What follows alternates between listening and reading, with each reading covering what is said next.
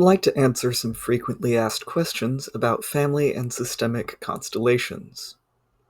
1. What are they?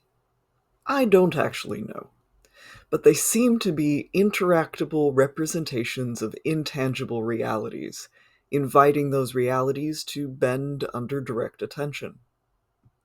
What the heck does that look like in practice? People who volunteer, we call these people representatives, are given designations. We call these designations roles, and then they play out the roots of stuck or hidden patterns in the family or system. How does this work? Surprisingly well. Besides that, I don't know. How do they produce results? Either very directly and immediately, or in subtle, circuitous ways eventually, or in any combination. But by what means do they work?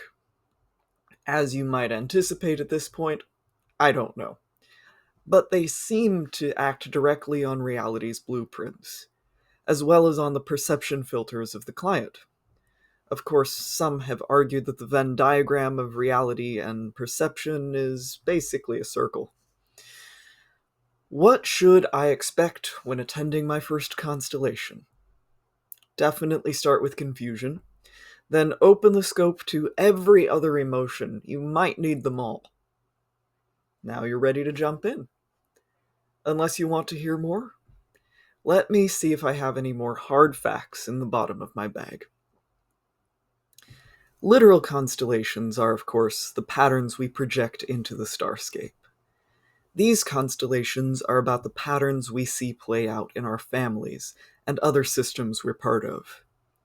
To fit things inside of a livable scope, we draw reductive shapes on the boundless wonder of the universe.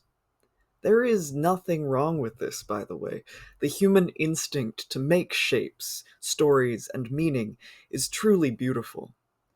But if the structures we're inside of are causing us pain, it can serve us to step back and notice the ways we're tracing the same limiting lines over and over. Then, when a few more dots connect in front of us, it's like the entire cosmos tilts a little, and without a single star falling out of the sky, the old meanings fall away, and whole new pictures come into focus. Compared to all that it offers, the surface reality of a constellation is pretty straightforward.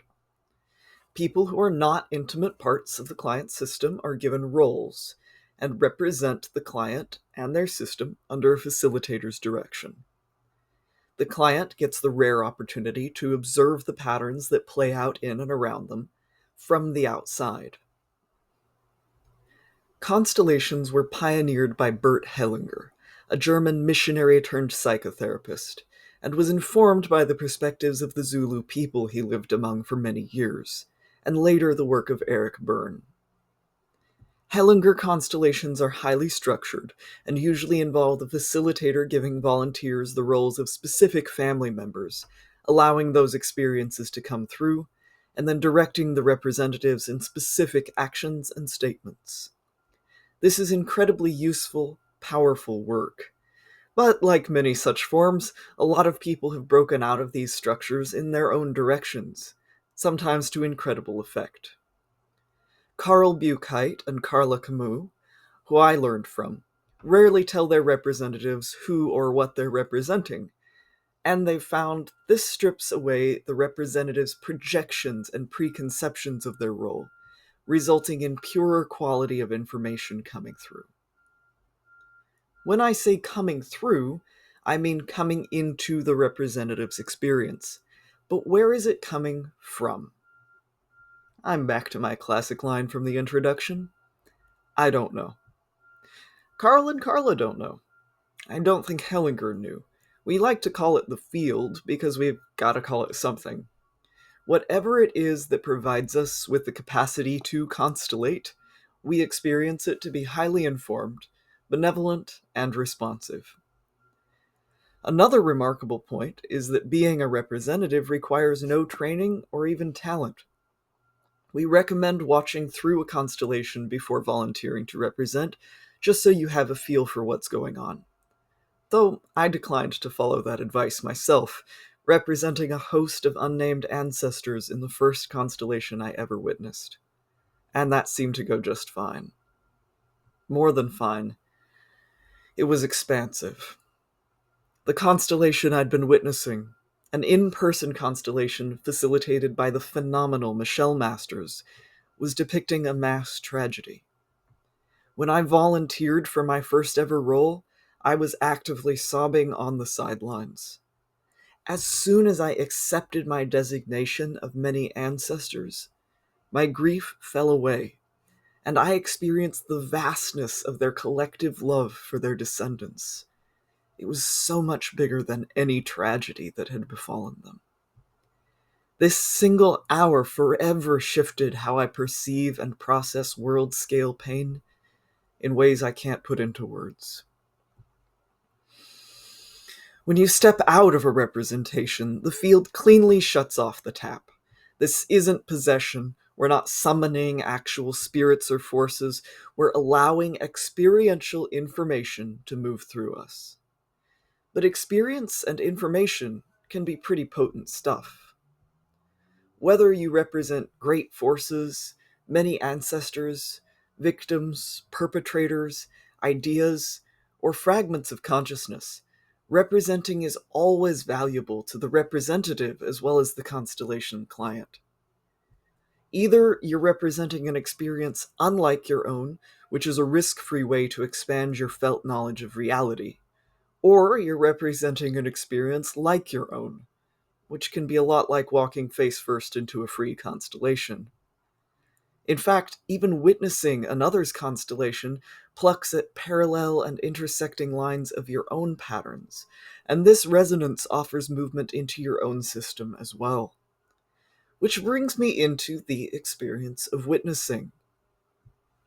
Even if you perceive all this as a purely Rorschach test meets psychodrama sort of exercise, which, by the way, will damage nothing, the potency of this work does not run on faith, it may be clear by now how much value there is to the client and the witnesses.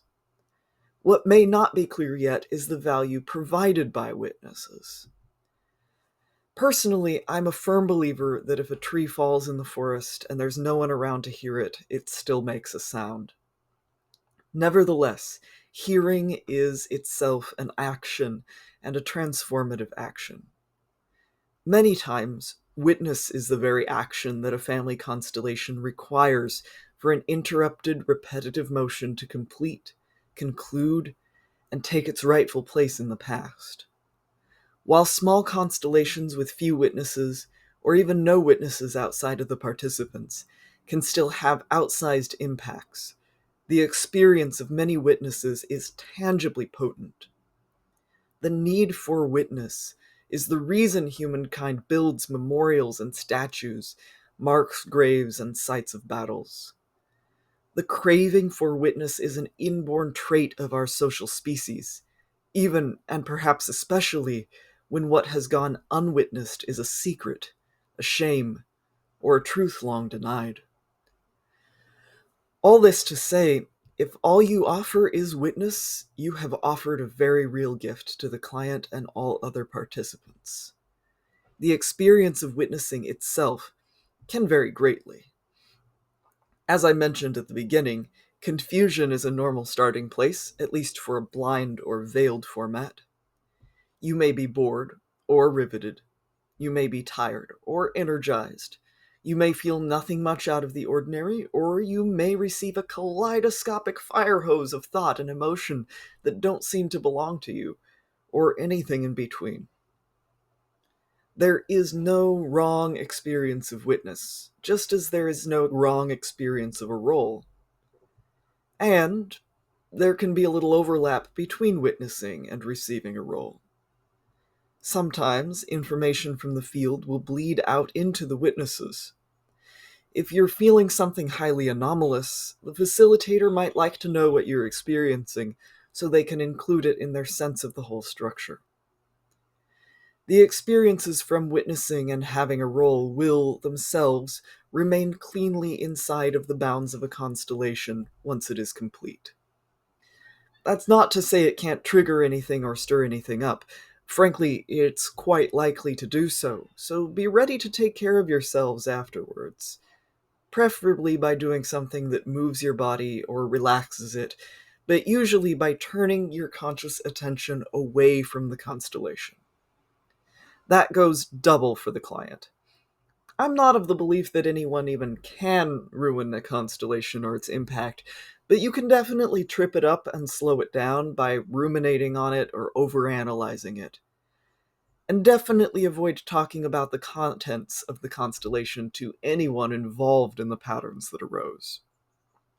In fact, it's considered good policy to avoid talking about your own constellation to anyone for 3 weeks after it occurs. This allows time for any impacts to integrate in your system and begin unfolding in reality. Last but not least, while you can talk about other people's constellations in a general way, these are very vulnerable spaces, and confidentiality is expected when it comes to any and all specifics. Omit identifying information and keep the focus on your personal experience.